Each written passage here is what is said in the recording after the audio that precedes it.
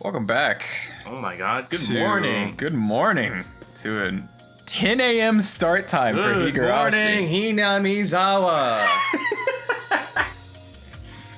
It is 10 a.m. on the clock on October 22nd, 2023.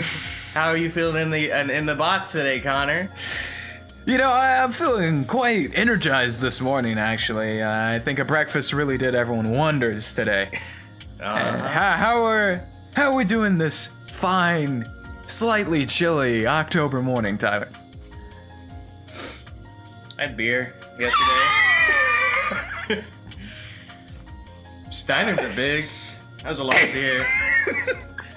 Yeah, 30, basically, 33 point, what, something? Is it 33.6? I'm gonna look real quick. He's already looking up Steiner. Like Scott Steiner. 33.8. Yeah. So a quart. A quart. So what? Four quarters, 4 quarts makes a gallon, right? I guess. I think so. I don't know. Does anyone know the math on that? Comment down below if 4 quarts does copy and make. Paste the first result on Google Images to the screen, and then the viewers can figure it out for themselves. Comment down below if you know how many quarts go into a gallon. But if it is 4 quarts to a gallon, I drink half a gallon of beer. He had 2 Steins. I had 2 Steins. 2 Steiners. I had 2 Steins and a stogie, dude. Life is good. Alright. We're fragment hunting. Yeah, alright, so we've gotten... What did we get? We've gotten so far... We did Dam Construction Withdrawal, Idiot, Flash, Local Meeting, Satoshi, Sadako, and that's it. So, let's see. So I think we have this one, right? Conflict between Hojo family and Sonozaki family is required? I think so, because we get that from fucking the meeting. Satoshi. No, from the meeting. Oh, yeah. Don't have this. Don't have this. Family Move, Ray No, Capsule, no, Ryugu no. family, No. Rock Candy, don't have Rock Candy. Mm-mm. Part-time job, don't have part-time, or Seps. No. Don't have a bottle of wine, don't have Tomatake. We Self-interjection maybe. of Sadako Hojo. Yeah, we should be able to could do. that one. No. We do have Rika High Fever though, and we do have Tomatake Slight Fever. We have Whereas I think High Fever is mentioned in EDA. I know we at least have Tomatake. No, I don't think so. Yeah. Okay, so we can do EDA's background. We can do well. EDA's Reminiscence. We can do the Research has stagnated. Mm-hmm. But no instructions for kidnapping though. Yeah.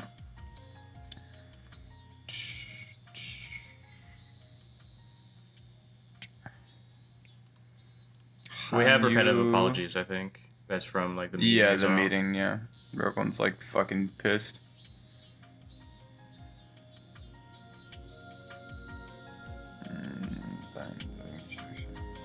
Dead air. We got dead air going on here. What are we supposed to do, man? We're fucking reading. Okay. So we got like 4 we can do right now? Yeah, I'm gonna do EDA background. Okay, I guess I speak in EDA now. EDA background Stein. Oh, yeah. Okay. Oh, little German boy. This Stein is the size of your head. Oh, the Steiner is the size of your head, Sadako-chan. I love EDA. I've wanted to become a doctor ever since I was little. Doctors make a lot of money. People look up to doctors. I think those are the kind of reasons I had. So when I played with my friends, I always acted like a doctor.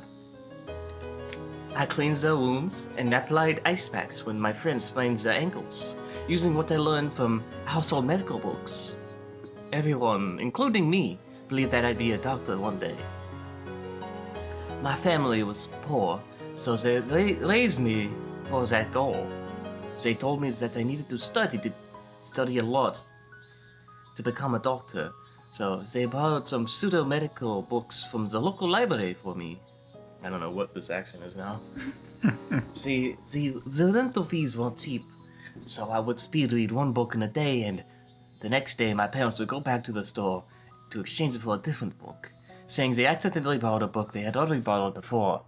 By doing so, my parents borrowed 2 books for the price of 1. Of course, now I know those books were rather useless, but they were highly motivational just the same. My neighbors called me Dr. Kyosuke-kun, and I was always picked for class health. And I was always picked for class health officer at school. Even my teachers helped me with the classes I needed to take to become a doctor. Of course, in reality, becoming a doctor isn't as easy as it might seem. I had to study diligently, and the path was almost definitely rough. To become a doctor, one must attend college. Since my family was poor, I was told I wasn't allowed to go to an expensive private school, so I had to be admitted to a national public university. My grades weren't bad, but the admission rate to national public universities is very marginal, especially since I wanted to go to a medical school. My chances were even smaller. I studied like crazy. My only driving force was my childhood dream of becoming a doctor. The dream of becoming a doctor and to be looked up by everyone kept me going. And I was admitted. I wasn't at the top of the list, but I made it in. I was finally at the starting point of making my childhood dream come true. Is that what that said? Yeah. You hit it before I... Yeah, okay. Yeah. Sorry, I can't tell if it's the track or my phone buzzing. It's freaking me out. I think it's the track. Interesting. There's part of this track when it resets that sounds exactly like the vibration my phone makes. My parents were thrilled. Neither my father nor mother went to college, so they were proud of their son getting into a public medical school. They invited our relatives over to celebrate. Although it was a public university, tuition wasn't cheap, but they still had an extravagant celebration anyway. My father didn't express his emotions much. He always kept a straight face. He rarely voiced his opinion or took initiative on anything. My mother took care of everything, and he showed up last. And left without saying a word. He was a typical stern and silent Japanese father at the time. That's why I was surprised to see him shedding tears of joy, and I cried along with him. We went around to all of my relatives while repeatedly slapping my back, saying how proud and lucky he was to have a son like me. He bragged about my achievements to all who would hear them. The celebration became my farewell party.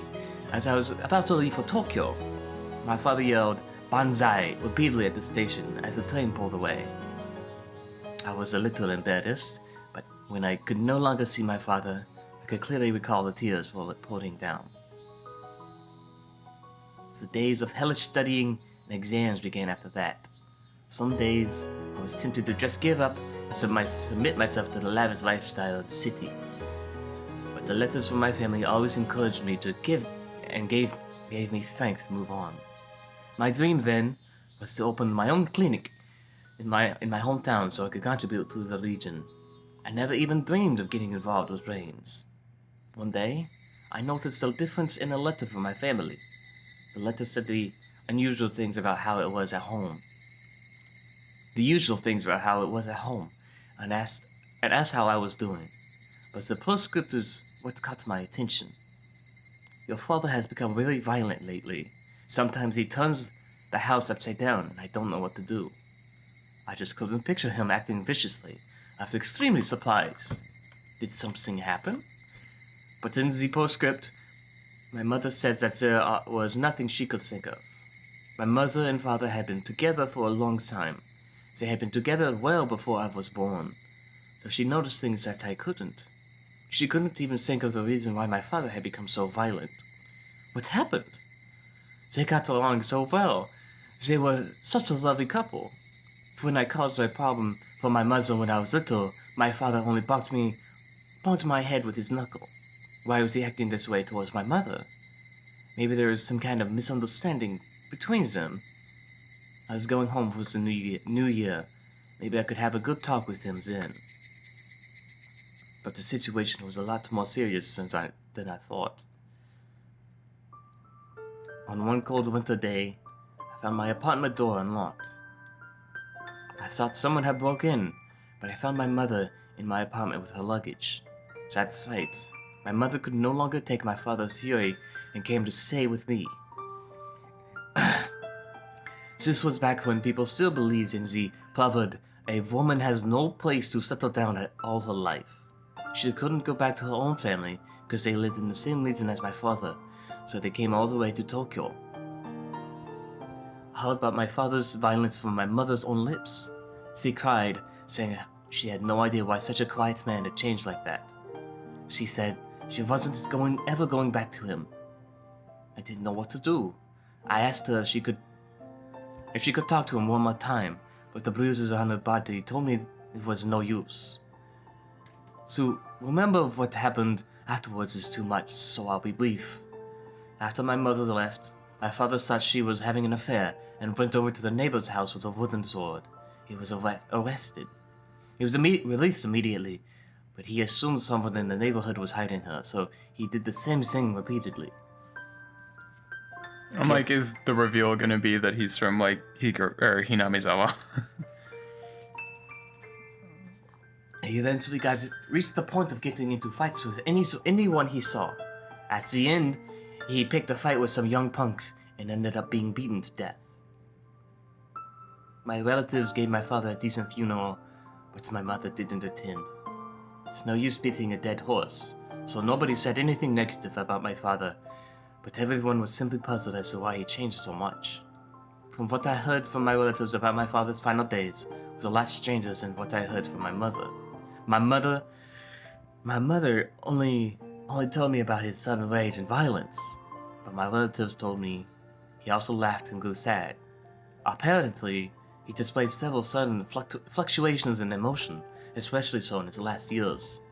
So they told me that he was starting to complain about headaches. They also told me that he had started to complain.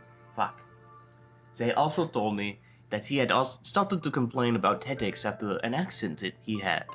My father was a construction worker. He had hit his head hard on a construction board during an accident at work. He regained his consciousness quickly and seemed fine, but since the accident, he started to have headaches and behave abnormally. I sensed the connection between the accident and my father's changes, so I talked to my professor after I went back to Tokyo. Oh, yeah. Doctor. I can't say for certain, but it sounds like it's possible your father suffered some kind of brain damage. There's a chance that a blow to his head caused an organic mental disorder. The symptoms your father showed in his final years are similar to the delirium and mental fluctuations we've also seen in similar patients.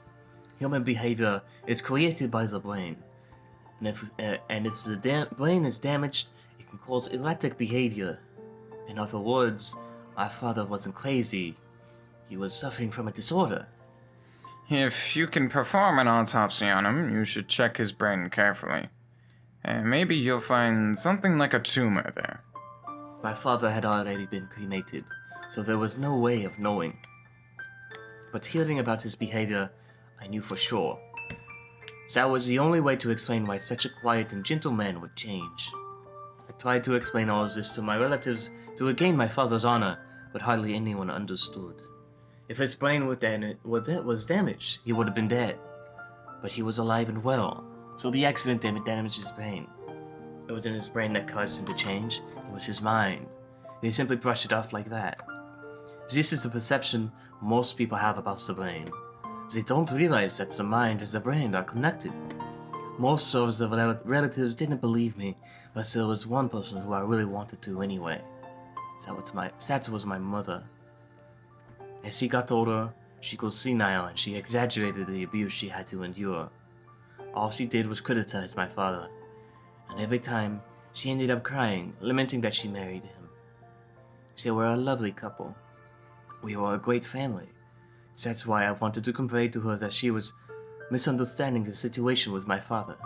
My father's behavior was caused by his brain damage.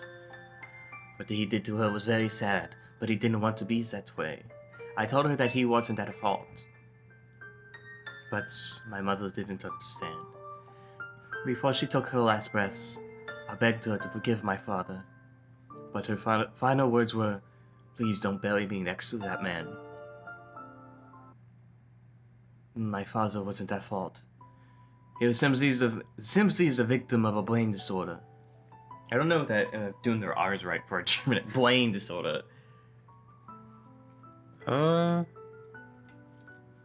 Brain. I don't know. I'd have to think about it. You don't complain to a person who's coughing because he has a cold. Because coughing is just a symptom, and he should be sympathized with. In my father's case, the symptoms weren't as obvious as the cough. They took the form of changes in personality, which are much harder to recognize. If I had studied the brain more, I could have explained it better to my mother so that she could have understood him. Then they could have been a nice couple again in heaven. Go ahead. When I realized that, I cried. I also realized that there are plenty of people like my father in this world who are suffering from a disorder, yet they are misunderstood and despised for it. We live in a society. And then I found out. About the miraculous cure for such disorders, called the lobotomy. Ever since that day, I spent my days learning about the brain, so I could help people who are suffering from mental illnesses. My father is gone, but if he was still alive, I could cure him myself. So he and my mother could reconcile. That's the main reason why I am here. EDA lore. How's that? EDA lore. I definitely, makes a lot of sense. It's on brand. I hate your buzzword so much. It's true, though. No, I definitely thought we were gonna lean more in the direction of, like, oh, he has fucking Hinamizawa syndrome. But I like that it's like, yeah, he was just a normal fucking guy and got CTE. Yeah. Like, you know, it's probably the 70s when that happened? 60s or 70s? Probably 60s, I don't know.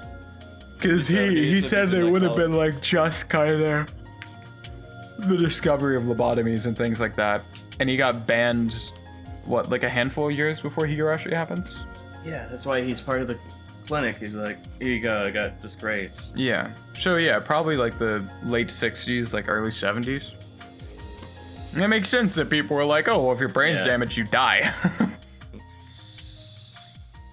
The last recorded lobotomy was in 1967 in the United States. Yeah, so it's probably like late 60s, like mid-late 60s. So yeah, it fucking makes sense. Like, oh, he just went crazy. That's it. His fault. He just kind of chose to do all that. Versus, oh, he got hit really, really fucking hard on the head during construction, because I doubt they were wearing even construction helmets. Oh, yeah. Yeah. And got brain damage and then went crazy because of that. And everyone's just like, no. Like, if your brain was damaged, you'd be dead. It's like, listen to the doctor, man. He's literally studying to be a doctor. That's what I was saying. He's like, this is literally his profession, man. They're like, no. I didn't even read Sadako's yet. All right. We have read Sadako's yet. No, we haven't. Anyway. Can I menu this? Don't worry about it. It's fine. Are you sure? Yeah, we're fine. 100%. Yeah, we're in the fragment. It's No. fine. It's just neutral. The Hojo family is well known for going against the whole village during the dam conflict. Both the husband and wife were rather aggressive, and they fought a fierce battle, especially against the Sonozaki family. Although the whole village treated them coldly, the husband and wife didn't really care and kept on fighting. In a way, they were extremely strong-willed people. I'm sure their children had to go through a lot because of them, though. Sadako-chan and Satoshi-kun were treated coldly by the villagers as well. In addition to that, Sadako-chan and her stepfather didn't get along, so their stress levels must have reached their limit. Because I'm the director of the local clinic, I rather respect a member of society. People usually tell me a lot of things. So I was unaware of the treatments they were receiving even before I met them. Fucking back-to-back idiot. Oh, mega lol. Yeah, there he is. I met Satoshi-kun first. Satoshi-kun came to the clinic because he felt ill from too much stress. He must have thought he had a cold. When I examined him, he even told me that. But hearing his repeated sighs, and by seeing the exhausted look in his eyes, I knew right away that it wasn't just a simple cold. Satoshi has depression, let's go! Medication would heal his symptoms, but that'd only be a temporary measure. The only way to cure him would be change his living environment. But that was easier said than done. He was surrounded by tangled and complicated relationships with the village and his family, so just resting for a few days and taking some medication wouldn't do. Time was the only thing that could ease off the cold treatment from the villagers, but we were talking a very, very long time. That's why I felt I had to be the first ally in this village, so I could rescue them. I couldn't do anything about his stressful environment, but I could try to diminish the anxiety. So I thought the best way was to teach him how to vent his stress. And playing sports is the best way to do that. So I asked him to join the junior baseball team that I coach. As a researcher, I devote most of my time to Hinamizawa syndrome, but I too need to do something else to relax. I used to play baseball, so I decided to coach the local kids team. After a while, the children of Hinamizawa started their own baseball team, and somehow I became their coach. Doctors can't provide health just by giving medication. You need a sound mind and a sound body. I believe health can be maintained through sports as well. But our team needed more people, so I thought of asking Satoshi-kun to join. Being a bookworm, Satoshi-kun wasn't interested in playing sports. He wasn't sure how joining the baseball team would help his situation. I didn't need to go on and on about athletic medicine to explain why sports help people become healthy. I just wanted him to experience it himself, to realize how great it feels to play sports. I think he realized it gradually. He was reluctant to until the very end, but he attended all of the team activities and games. As I saw Satoshi-kun slowly regain his liveliness, I realized my plan worked. However, if Satoshi-kun was under that much stress, then Satoko-chan, who lived in the same family climate, must have felt the same way. Unfortunately, I just didn't think of her back then. So when Satoko-chan was carried into my clinic as a patient, I regretted doing nothing about her even while knowing the situation. As Satoshi-kun recovered under my guidance, Satoko-chan was left alone in a stressful environment. Also around that time, there was an incident bad enough to make Satoko-chan collapse. That was, of course, her parents' death. The day of the Honeyrabbiit festival was a very uncomfortable time for the Hojo family, because although it was a village festival, it was also the day to celebrate victory over their dam construction project. It's understandable that they would plan a family trip around that time so they could leave the village. Satoko-chan's parents fell off the cliff at the park they were visiting. It happened on such an unlucky day because it happened on the day of the Honeyrabbiit. People said it was the curse of Oyashiro-sama. And people labeled the Hojo family as one that was cursed by Oyashiro-sama. The parents were given the cold shoulder by everyone in the village. So with their parents gone, Satoshi and Satoko should have been freed from that, but unfortunately, the accident happened on the day of Honeyrabbiit. That's why the members of the Hojo family continued to be shunned. Satoko-chan was the only one who was at the site of the accident. Satoshi-kun didn't go on the trip because he had an event with the baseball team. Therefore, the police mainly interrogated her. The detective, Oishi, suspected an act of organized crime by the village, so when Satoko-chan Satoko-chan, as the only witness on site, he drilled her with questions. She was as stressed as Satoshi-kun, perhaps even more, but so of course she couldn't take it. During the interrogation, she began to wheeze and gasp for air. The anguished look I saw on Satoko-chan's face when she was carried into the clinic was very, very tragic. It broke my heart just to imagine what she had to go through.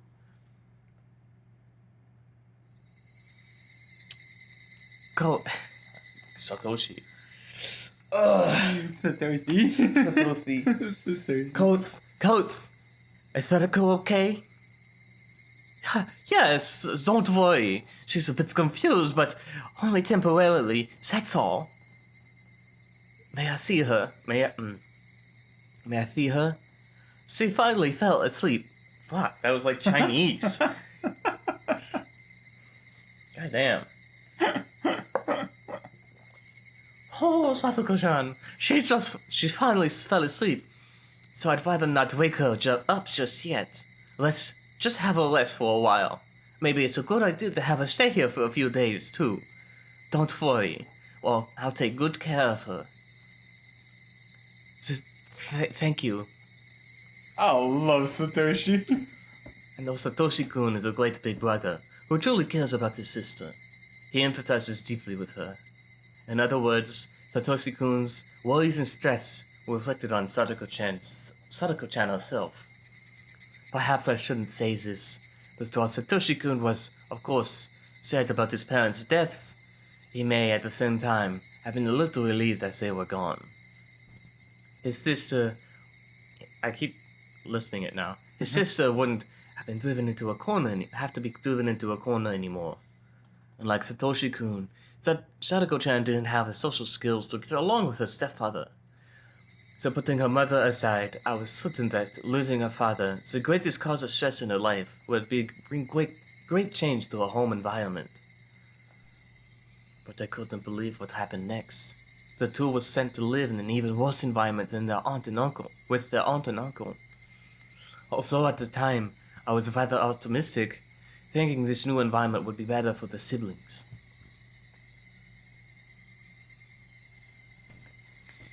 Yeah, the Hojos got griefed. They got, like, actually so fucking unlucky, dude. Yeah. Thank God, I really thought the music was gonna keep going back into the menu. I think on the next page, we got, I think, Rika. Yeah. And then, never mind. Nippon. The revenge of Mio Takeda was required. Yeah. What does that mean? The game board? Oh, the game board must be set up. That's right. Yeah. Let me double check. No. Oh, I think that one was one. On the far right. Death of Sadako Hojo. She hasn't died yet. We could do this as well. I think we have that. Yeah, we do have this. I'm trying to get all, like, the people stuff out of the way first, you know? That's... Oh, you mean like they're... Sure, I guess. Yeah, like, I'd rather learn about, like, give me the Rika Furude lore before I give a shit about, like, the fucking... Oh, a guy got murdered, you know? Yeah.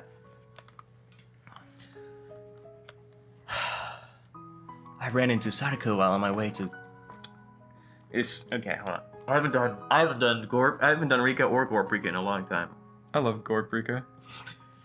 Moog Rika.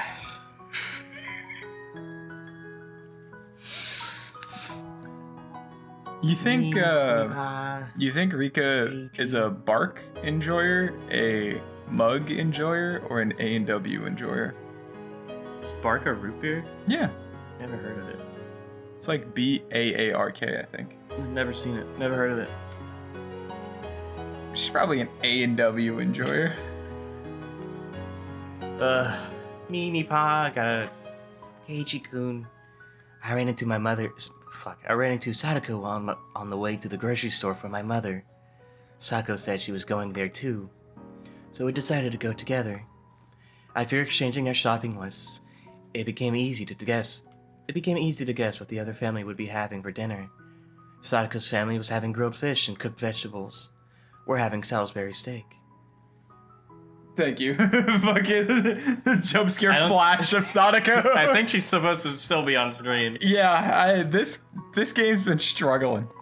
Uh-huh. It has been struggling. My, that sounds so very good. definitely supposed to be on screen. I think there's an expression change. I don't mind the grilled fish, but it's the vegetables I'm less fond of. I'm certain there's still plenty of pumpkin left from the other day. Then I'll bet you'll be getting a lot tonight. Poor Sadako star. Man, Sadako really just made up. Just not real. Rika's coping mechanism. Rika's POV Rika took her medicine. Hey, I don't appreciate knowing that pumpkin is gonna show up on the dinner table. Meepa. Star. I didn't. Meep. Star, you don't like pumpkin, no matter how it shows up. Why is she just not here? Rika, you have some food you're not fond of, don't you? That's right. You don't like daifuku, cream puffs, or anything sweet, don't you? It's not that I don't like those things. I just choose not to eat them. If I wanted to, I could eat sweets forever. I could even eat pumpkin pie too. Meepa. Star. She chooses not to eat them specifically to grief on you. Oh, it's not fair that you aren't a picky eater. Conversations like this are how I have fun. Sadako is my best friend. I usually don't like grocery shopping, but if I'm with Sadako, I can make it into an enjoyable evening stroll. Near the supermarket, there's grocers and other shops, forming a little shopping district. The grocery store is busy this time of day. All the housewives in Hinamizawa gather here to shop. Since Sadako and I have different things to buy, we decided to do our shopping separately. Hey, welcome. Oh, Rika-chama, are you shopping for your mother? What a good girl. Meepa. Star. I'm a good girl who can go shopping by myself. Wow, you really are a good girl. Here, I'll give you this. There were several candies for the... What? Jesus. There were several candies for the owner's occasional asthma attack inside a sieve full of change hanging in the front. He picked out a sweet from there and gave it to me. It was my favorite flavor, strawberry milk. I put it in my pocket so I could brag about it to Sadako later. I get a lot of fun out of teasing Sadako and making her jealous. She always overreacts, so I never get bored when I'm with her. What are you having for dinner tonight, Rika-chama? Ground pork. We're making Salisbury steak. We're going to put flower-shaped fried eggs on top and draw pictures on them with ketchup. Oh, that sounds like fun. I enjoyed that conversation while filling my shopping basket. But then I overheard some women whispering. They're talking about something that's a little harsh. They're talking about Sadako.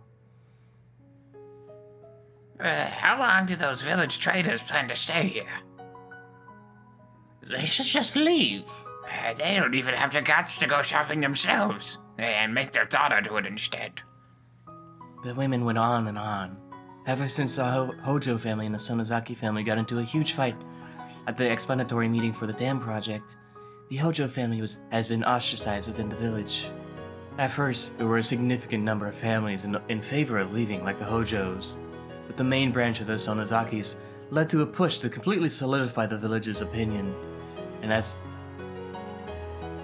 that tone of unified resistance grew stronger, the pro-evacuation families steadily grew quiet. The public harassment led by the Sonozakis and the Kimiyoshis, two of the three families with powerful influence in the village, also played an effect too. The Sonozaki family made the Hojo family into an example to ensure there would be no more pro-evacuation supporters. The ancestors of the villagers have lived here for generations, and the villagers also know that they themselves will be buried in this village, so this harassment has put a lot of pressure on them. Who was it that agreed to make the Hojo family the leader of the pro-evacuation group at the explanatory meeting? Those same people no longer said anything, and they even joined in on harassing the Hojo family. The harassment they faced then became pressure from the entire village. The Hojo family is hardly wealthy, and they haven't paid the town council fees in a long time. When things were peaceful, nobody said anything about it. But now that the wind was blowing a different way, the Hojo family was asked to pay off all of their late council fees immediately. It wasn't an amount they couldn't afford. But the Hojos recognized a fight was being picked with them, and they responded to it. And so the Hojo family quit the town council. But that only played right into the village's evil plans. Making an enemy of the town council meant facing vicious harassment. For example, the place the Hojos dumped their trash was a provincial dumping site established by the town council and the waste management department. Under council agreement, only council members could use it. Ever since the day the Hojo family quit the village council, their trash bags were returned to their front door. Furthermore, all the bags were torn. On top of that, a sign went up on the hedge road near the Hojo family. It said, "Private road, no trespassing. Only council members permitted." A stubborn old man stood and guarded the road, saying that he would not let any of the Hojo family members pass through. A private road is private property open to the public, so it just looks like a normal road. However, as private property, the owner can forbid anyone else to pass through whenever they like. More and more, the village piled on vicious harassment. The fear of antagonism spread throughout the entire village, and people became afraid that if they had supported the Hojo family, they'd go through the same thing. This made the Hojo family even more isolated. The grown-ups haven't told their kids what's going on, so Sadako isn't harassed in any way at school. But it wasn't hard to imagine she probably spent her days feeling so anxious she could hardly breathe. Even the women whispering in here aren't saying anything directly to Sadako, but it's not like she doesn't notice the muttering and the cold stares. When did this village become so cold towards her? As her best friend, it's very sad for me. Sadako's shopping experience is nothing like mine. When I say hello or buy things, I usually get treats or a discount, but that doesn't happen to Sadako.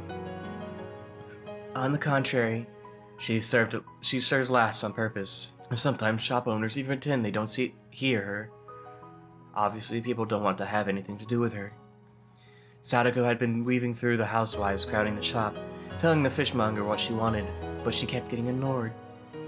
She's decided to keep her smile and pretend she doesn't mind, but I know. It was far too painful for her to endure. At that point, Sadako dropped her coins on the ground. Maybe her finger got stuck on something when she was trying to put the change back in her wallet. I ran through the crowd to help her pick them up. But as I did, I noticed something. Sadako dropped a lot of coins and is struggling to pick all of them up. But nobody is helping her. It's not just that. It's almost like they're acting like they don't even see her there. Sadako isn't expecting anyone to help her, since she's the one who dropped them. But there are so many people around, and not even one is trying to aid her. Sadako, I'll help you. I'm okay, Mika.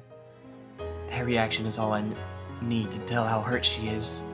Furthermore, when I started to help Sadako, other housewives started to pick up the coins too, as if it's the natural thing to do.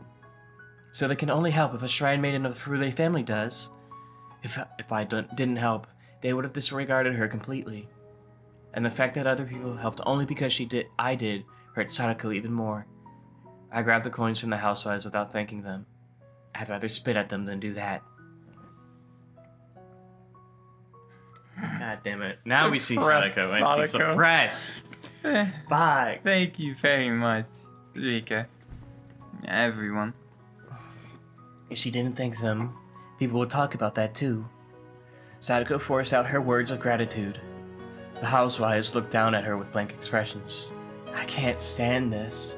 I can't stand what Sadako is going through right now. If we're done, let's go, Sadako. Sure.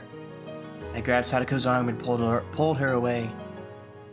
I was frustrated, sad, and bitter. What has Sadako done? Reality is just too cruel. Everyone loves me, but can I share that love with Sadako? Sadako must be wondering why people treat me so differently. I shouldn't come shopping with her. Rather, I should have done her shopping instead. Sadako, What is it, Rika? I feel bad that you dropped your coins, so here's something that'll make you happy. I wanted to at least ease her pain a little bit, so I pulled out the strawberry milk candy I just received, but Sadako refused to take it. That candy was given to you. My hand froze. She saw me getting this candy. That person wanted you to eat it. So if I did, it'd be rude. Sadako turned her back on me and kept walking. Without even saying goodbye, she continued on to her house with the shopping bags in her hands. I only wanted to ease her pain, but I ended up rubbing salt in her wound. How can I call myself her best friend? If I could, I would have crushed the candy right there.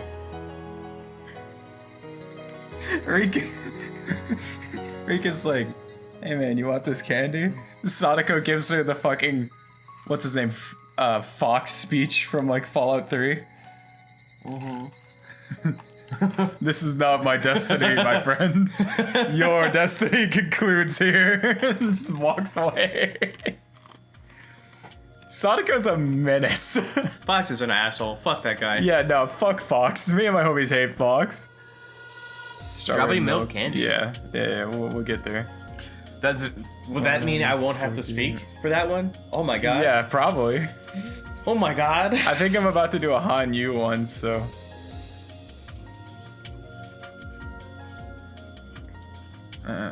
Is there whispering in this track? Yeah. I think it's supposed to be just like generic. You know what I'm saying?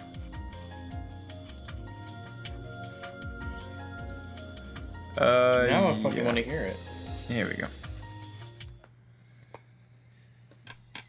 1979. Summer 1979.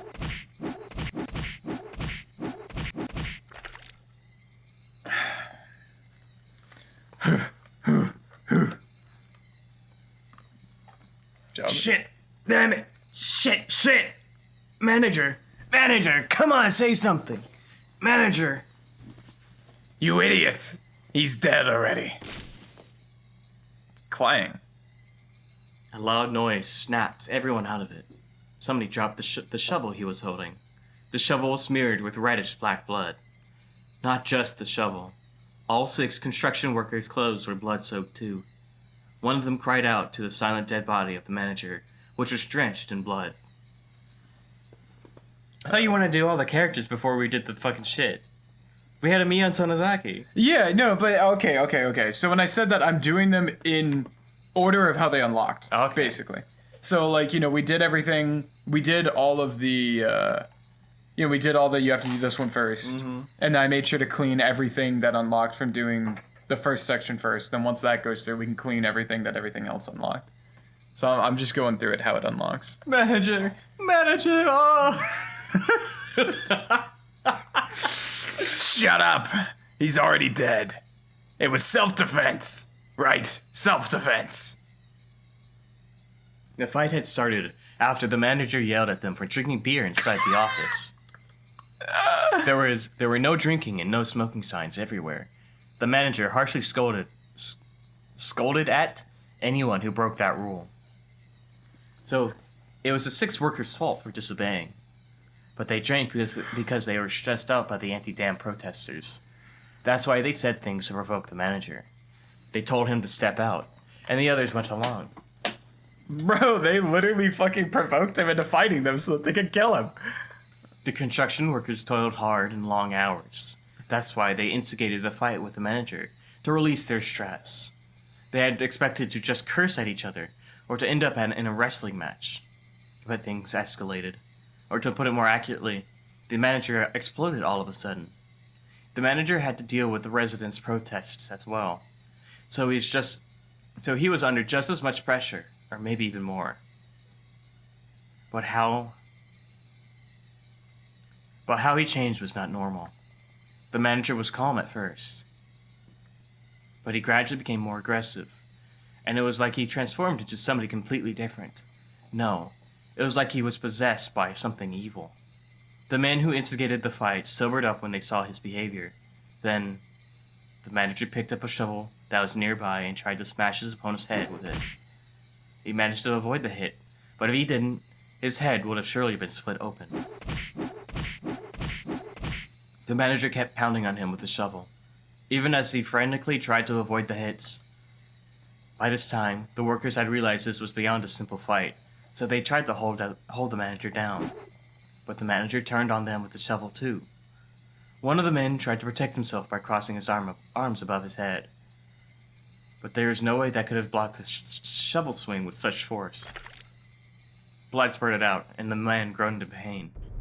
By this time, the 6 men had realized the manager was not his usual self. This manager would try to bash in their brains without further hesitation.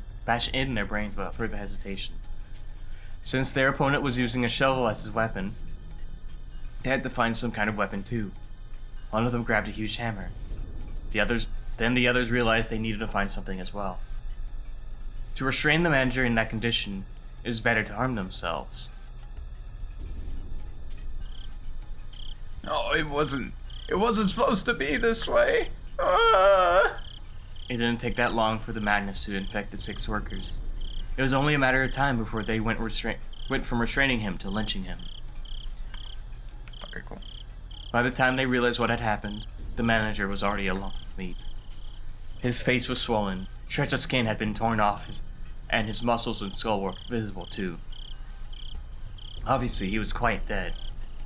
Fuck! They almost killed us, remember? If he hadn't attacked us, we wouldn't have fought him, right? The leader of the 6, the one who instigated the fight, tried to bring the rest to his side, but nobody replied. And so, the leader became frustrated. He was the one who started the fight. The rest simply joined in. He was the main perpetrator. Maybe that was why he was feeling so exasperated. He sensed that he was the one at fault. Don't just stand there like a limp noodle. It's too late. We killed him, and there's nothing we can do about it. We're all murderers now. Buck up. You ain't thinking about turning yourself in and doing time, are you? Fuck you. I can't go into the slammer at my age. We're hiding it. We're hiding this corpse and pretending nothing happened. Buddy said, buck up. Some of them knew he was on probation for an assault incident once before. So if he got into trouble with the law again, the punishment would be more severe than they could imagine. That was why he was trying desperately to find a way out. If he was alone with the manager's body, then he wouldn't have behaved this way. All he would have to do is hide the manager's body and pretend nothing happened. But there were 6 of them, including him. They were partners in crime, and witnesses too. If even one of them turned themselves in out of guilt, he'd be in big trouble. But even if we hide the body, they'll find out sooner or later. Instead, we should plead justifiable... Fuck me. Instead, we should plead justifiable self-defense. They might end up pardoning us. Don't be stupid. Look what we've done. Look at his face. Who would think this is a result of self-defense? His parents wouldn't even be able to identify him in this condition, you idiot. But even if we hide it, everyone's going to find out tomorrow morning when the manager doesn't show. It's hopeless. What's hopeless is your damn brain, you shithead! He slapped the other man in the face. The leader had such an evil look in his eyes. Listen well, dipshits. We're all murderers, okay? Keep grappling now, and we'll all be slammed with 5 or 6 years. Just one of you here try and blab. We'll all be locked up. Don't underestimate the pen. If you're prepared to be caught anyway, then run like your life depends on it. You can resign yourself to it later when it's time to pay the piper.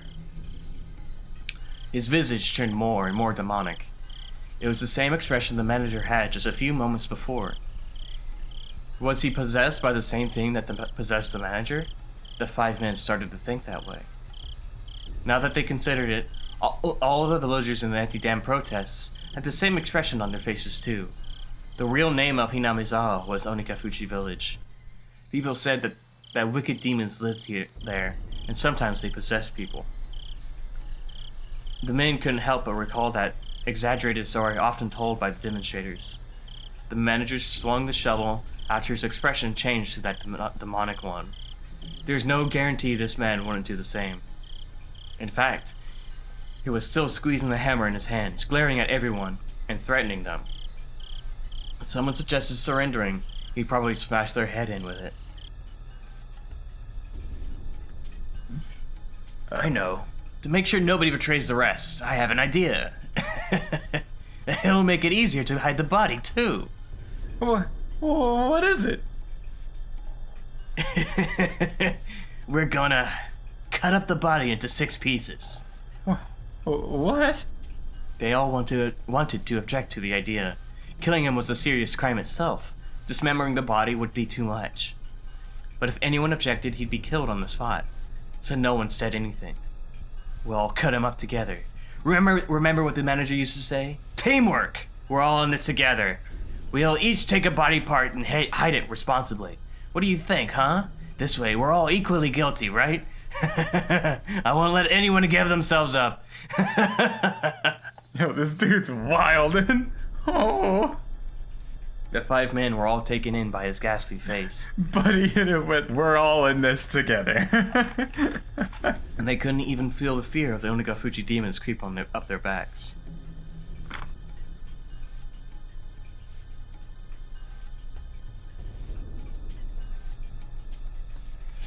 So the manager got murked because Higurashi, or Hinamizawa syndrome, from what it sounds like.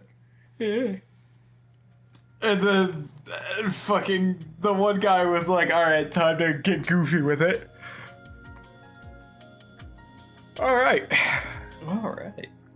Time to talk about Mion, right? Yeah. I always go too far. Yeah, time to talk about Mion. Strawberry milk candy. Rina. Nope. Just Audio? Probably one of the maids. Mion-san, your friend is here. Mion. Yeah. We got Mion POV. Fuck, I hate Mion. I heard the housekeeper's voice. Our house and the front yard are huge, so unlike normal houses, ringing a doorbell or yelling my name repeatedly, asking to play, won't work. Okay, thank you. Who is it? Rika Furude-chama! Oh, finally! Can you tell Granny that Rika-chama is here? I think she's on the porch. I'll get the watermelon. Granny received many beautiful watermelons from somebody, so she wanted to share. I just called the Furude house a short time ago, and Rika-chan is here to pick one up. Did she come on her bicycle? I can't remember if it has a big enough basket. I pulled the watermelon from the well while thinking about that. The cold water in the well has refrigerated the watermelon, and the condensation makes it look delicious. The 3 members of the Furude family will enjoy it for at least 2 nights. Thank you, Mion. Meep. Am I supposed to take it home? I thought... What? Didn't your dad tell you? The priest answered the phone and I thought I told him to come pick it up. Maybe I wasn't clear enough, or maybe he misunderstood me completely. But she's here to eat the watermelon, not to take it home. Besides, the small basket on Rika-chan's bicycle won't hold the watermelon, and it's too dangerous for her to ride while holding it in her hands. I think she could do it. Mion, why don't you help Rika-chama take the watermelon? There's no way she could ride her bicycle while carrying it. Meep. I can hold the watermelon. See? No, that's too dangerous. If something happened to you, I wouldn't know what to say to Oyashiro-sama. Think Me? it might be No? Granny, I don't know. There's a little priest too? Okay, yeah, it might, that might be a Granny line. Whatever, we'll just end it with Mion will help you. Okay, I will. I'll go say hello to the priest too. Mion just talks in the 3rd person sometimes, it boosts her ego. No matter whether she rides or pushes her bicycle, Rika-chan's hands will be occupied. So I'm going to carry the watermelon. The sky is turning auburn in the sunset. The cool breeze feels good on my sandaled feet. The plastic bag I'm carrying contains the watermelon, and also some bags of rock candy. Small bags. If her mother finds them, she'll take them away, so we decided to eat them before we got to her home. We opened the bags and enjoyed the rock candy. Rika-chan isn't an exception. Whenever kids from our neighborhood come to our house for errands, Granny gives them some treats. Actually, that's a pretty common rule here in Hinamizawa. It's funny, but sometimes when parents aren't watching, siblings will fight over who gets to take the circular notice to the next house over. So these bags of rock candy are like tips for them. Of course, she normally doesn't give out this much. Usually it's just a little piece of it. Granny is being extra nice to Rika-chama. I feel bad getting all this candy. Don't worry, Granny loves you. You should just thank her and put a big smile on your face, that's all. Do you get lots of treats? I used to, but at this age, they don't give me any. If they did though, I would probably feel I was being treated like a little kid. I'm being treated like a child then. That's okay. Enjoy it while you can. When you become as old as me, you won't get any, even if you wanted some. As we talked about ordinary things, I noticed Rika-chan seemed a little sad. What's wrong? Sadako. Whenever I run errands, I get candy as a treat. But Sadako doesn't even get any if she comes with me. I told you. I can think of so many reasons why. Not only Sadako, but everyone in the Hojo family is being treated poorly in Hinamizawa. And the Sonozaki family are the ones who instigated that. The 2 dam supporters have died in an accident already. But the malice against the Hojo family is still going. It's directed against Sadako and Satoshi, their children, and the aunt and uncle who are taking care of them. The big fight between the Hojo family and the Sonozaki family at the explanatory meeting started all this. But that was just the Hojo couple, and it shouldn't have anything to do with the children and their aunt and uncle. But the idea that the Hojo family are traitors evolved on its own. Therefore, anyone bearing the Hojo name is to be treated poorly. The aunt and uncle weren't dam supporters, so over time, the attacks towards them should have stopped. But they're rather odd, and they keep having trouble with their neighbors. They don't follow the community rules, they don't do their community duties, and they spray pesticide while their neighbor's laundry is still hanging outside. They often get into fights with the other villagers. They'd be hated even without the dam. Therefore, the Hojo family continues to be treated poorly. But none of that should have anything to do with Sadako and Satoshi. Sadako and Satoshi are often depressed at school. I tried to leave the conflict between the 2 families aside, but I wonder how they really feel about that. From their point of view, I'm just another member of the family that keeps harassing them. Yeah. I don't want any of that at school. That's why I try to be their friend while we're there. How can we get that to extend outside too, instead of staying in the school?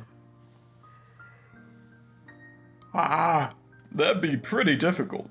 The Hojo family made enemies of the 3 families. They were branded as traitors, and that's still considered the truth. It wouldn't mean anything if one person suggested an end to the hostilities just because the events around the dam are history now. On the contrary, that would just put them in the same position. Unfortunately for Sadako and Satoshi, the only thing they can do is wait patiently until the issue withers away. All I can do for them is provide an oasis until that day comes. So how long do they have to wait? I don't know. The dam conflict lasted for several years. They were branded back then, so it might take years to clear up too. Do you mean they won't be forgiven until they become adults? Will Sadako have to live out her childhood going through that? That's pretty miserable, isn't it? We are their friends, aren't we? Look at Sharpie eyebrows. Sure. They're my friends. We're all buddies. Then isn't there something we can do to help our friends? Oh, what exactly can we do?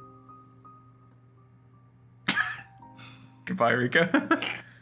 Even if the Sonozaki family declares that the dam conflict is over, so the Hojo family are no longer outcasts, that won't solve the problem. It's not that simple. In the first place, Granny hates the Hojo family and won't suffer their name to be mentioned in her presence. It's not a matter of someone forgiving another. It's a matter of a very complicated ties between the people in this village. It's absolutely terrifying to have them as your enemies. Everyone knows that very well, and that's why they maintain good relationships with their neighbors. However, if you make enemies out of them, you'll have to face the consequence. That's the unwritten law of the Japanese community. Thank you, Ryukishi. And the Sonozaki family is part of this unwritten law. Now that the Hojo family are outcasts, not even the Sonozaki family can overturn the situation. God damn. This game is put together with tape. Did Manga Gamer? I'm pretty sure this is Manga Gamer's fault. I'm gonna blame him anyway. Either way. So even if it's an issue of Hinamizawa, we can't do anything about it as Hinamizawa residents? Unfortunately, that's probably so, yeah. If there's someone who can help Sadako, that person must be someone who has nothing to do with the village. But there's no one like that here. Keiichi! Are you saying someone from outside has to come help her? Like Rika-chan says, would a knight in shining armor from the outside world ever come here? Would that person bring in a new wind into this village that has been filled with stale air for hundreds of years? No way. That's just wishful thinking. Time will solve the problem someday. Until then, I have to be their ally. I'm thinking of the Monty Python scene where they're running to the castle, but every cutaway it's just Keiichi. It's like he's running, and the cutaway it is like a bad end. So it's Onikakushi with Mion and Rena dead. Okay, now he's running again. Then it's Watanagashi. Then it cuts back. It's Satoru Higurashi and he's falling from a bridge. Himatsubushi, we just... Keiichi in his shining armor, riding on his steed, bringing a strong wind behind him, cuts to fucking Mion and Rena, heads beaten on the Onikakushi. And he just cuts back and forth. Does he do anything in Mayakashi? Well, Mayakashi is Watanagashi. Yeah, but, you know.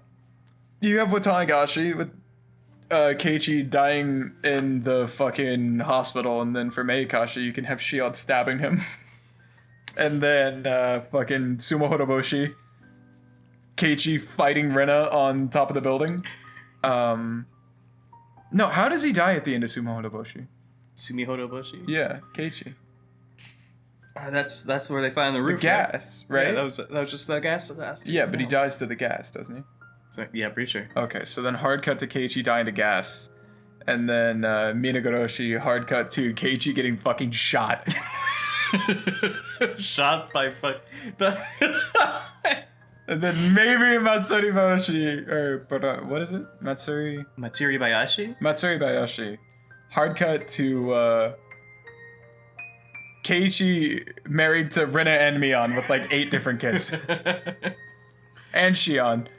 And everyone else. He marries the whole club. Uh-huh. Yeah, exactly. Feudal Japanese leader. I can't think of anything else I could do for them. As Rika-chan and I crunched on our rock candy, we can only pray that people will forgive Sadako and her family sooner rather than later. Rika-chan gently broke the heavy silence.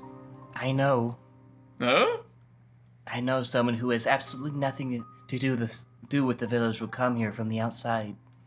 That's right. The dam conflict is over, so it'd be great if more people moved into those lots that are for sale. Wouldn't it be fun if a family with a kid our age moved in? He will come, I know. And we'll break this evil practice alongside him. And that'll be the first key to one of the 3 locks that have trapped us in the past. What? What is this? Are you talking about a novel or something? Rika-chan says some odd things sometimes. When she talks that way, she seems so mature. I even start to doubt she's really younger than I am. The unreasonable antagonism towards the Hojo family. Will there really be someone from the outside who will shatter our old traditions? That was real. The Real. fucking Mion. What? That was real. That came from the heart. That was me. Like, what the fuck are you talking about? So how many was that? We got... I think we've done 5. Really? Alright. We've done, what? Rika, Mion, Hojo siblings, Idia's background, and Dismember. So yeah, we've done 5. Rena's. No? Nope. Who is the melon? I know there's one that's the fucking melon. It's not on this page. Yeah, alright, maybe.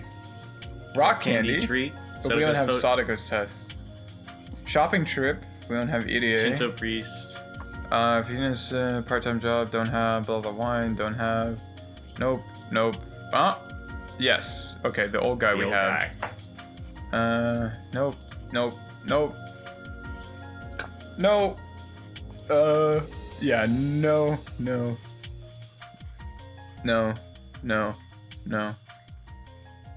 No. No. No. No. No. No. No. And no.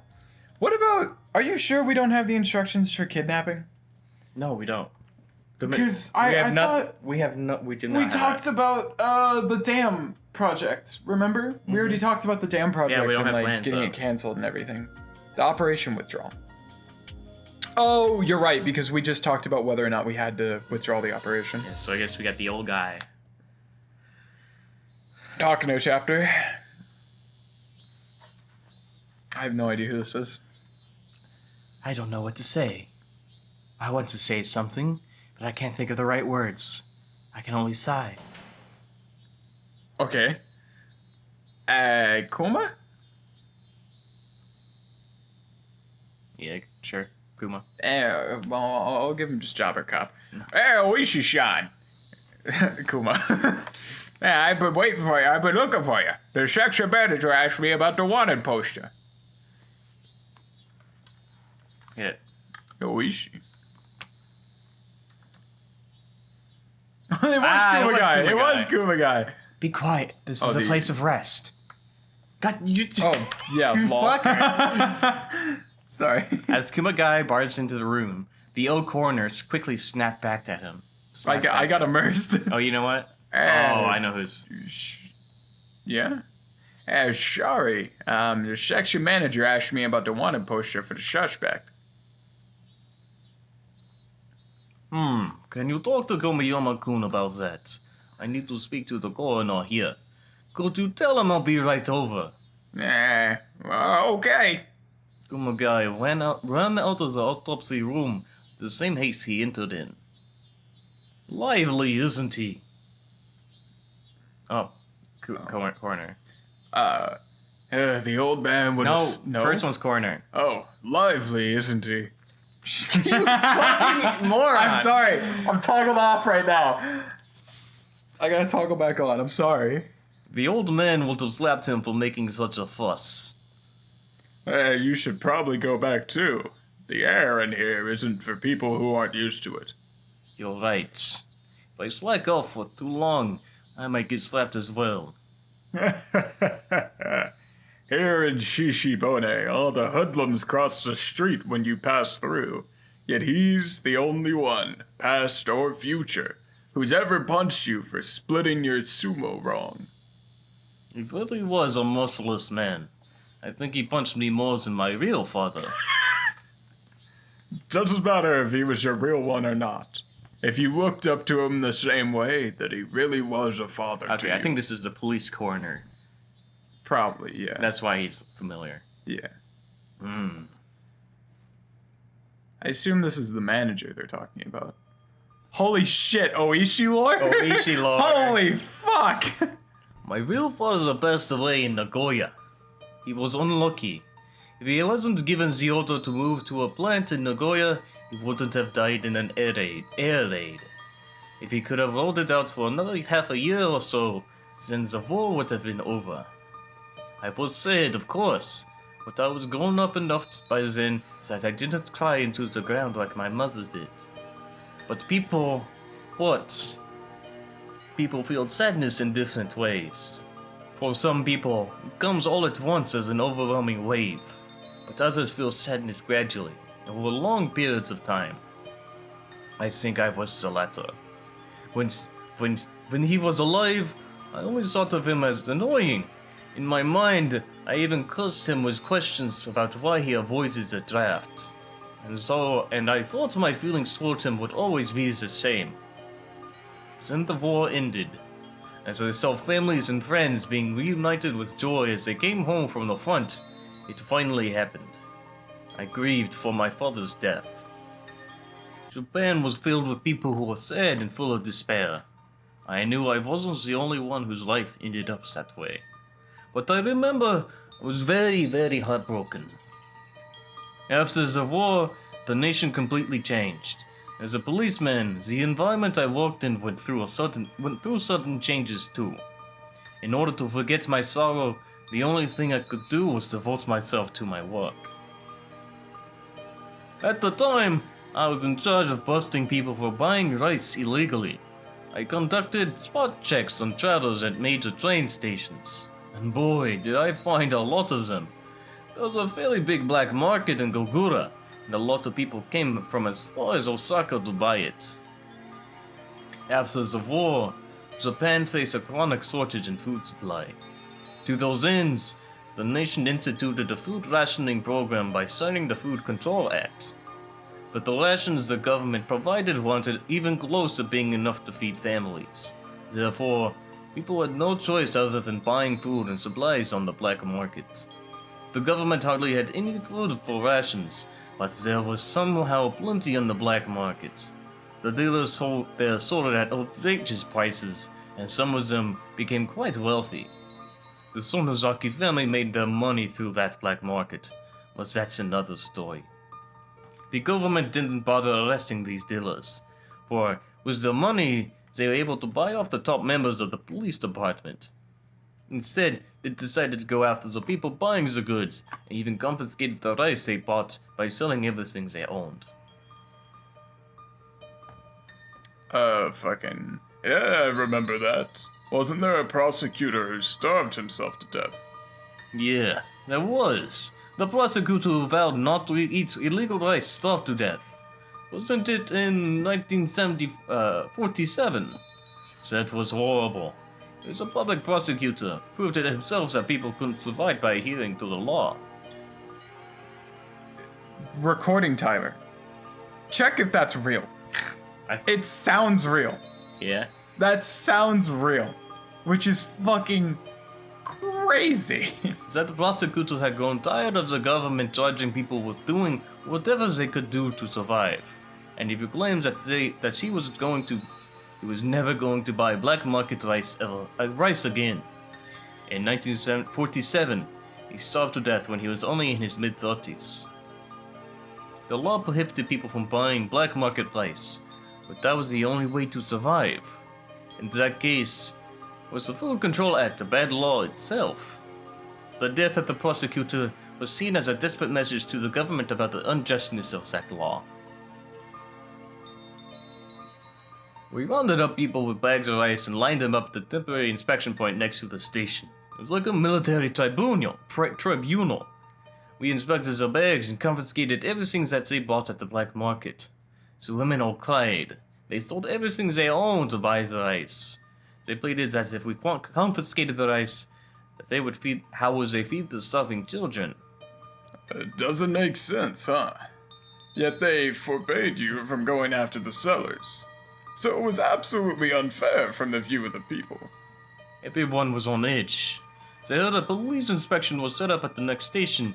They'd jump off the train and run. If they heard. We were aware of these people, so we set up several officers near jump-off spots in order to capture them. I remember chasing after a woman carrying several kilos of rice on them. That was when I first met the old man. Then I was surprised. Oh, what? Man, I was surprised. Remember my father? He looked exactly like him. I really thought that maybe my father had miraculously survived the air raid in Nagoya. I was chasing a man who was running away from the inspection point. There was no way for him to run with a heavy bag of rice on him. So either he'd get arrested with the illegal rice, or escape by ditching the rice. You good? Oh my gosh. Sneeze didn't want to come out, and it didn't.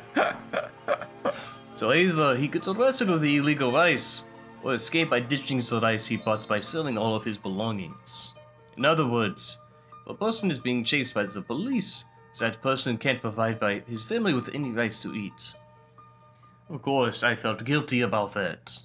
I knew people had to buy the rice to survive, so I had a tacit agreement to let those who ditched the rice and ran away, get away.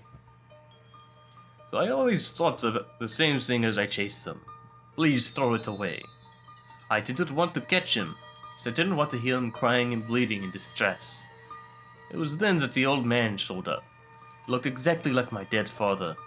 I was dumbfounded. Then, all of a sudden, he punched me in the head. Your father disciplines you. As a child, you lower your head in apology. I was so happy to see my father alive that I couldn't hold my joy in. The old man said, "Let him go." When I heard his voice, I realized he wasn't my father, so I thought I'd arrest him for assaulting a policeman. But a young man like me, who had barely grown any hairs yet, was no match for an older man used to fighting. Yep, yeah, he sure taught me a lesson. He gave me a good scolding in the middle of the street after I was all beat up. No, wouldn't even listen to him, right? But something struck me then. I kept seeing my father in him. All I could do was listen. Yeah, he was a ruffian, but he showed his guts. Like a real man. That's what made him such a great guy. You don't see men like him nowadays. He was a true example of a man from the good old times. Despite my age, I still needed a father. I needed someone to look up to, and to show me what makes a man a man. When I think about it, I really did have two fathers.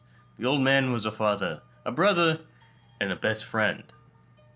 But now, here he lies with his head, body, arms, and legs all dismembered, and his right arm hasn't been found. He taught me how to be a man, how to enjoy alcohol, how to play mahjong, and with that right arm, he gave me a good beating when I did something wrong. But his right arm was still missing. Sorry. Do you have any suspects? Yeah, of course. I swear, I'll find the old man's right arm and pay them back for what they've done to him. They're running Hinamizawa from the shadows, and inciting this collective crime they call the dam protests. They're running Hinamizawa from the shadows, and inciting this collective crime they call the dam protests. The Sonozaki family. I declare war within myself. I already know who my enemy is. Oishi lore. Based manager. Buddy saw a young cop chasing a man trying to feed his family, punched him square in the head, beat the shit out of him, and then went, "Fuck you, you're stupid." What a fucking man's man, dude. Holy mother. Okay, that's it for this episode. Ending on the Oishi lore. Yep. Epic. Another another 6 fragments in the bag. Next time, tomorrow, I don't know, fucking morning joke.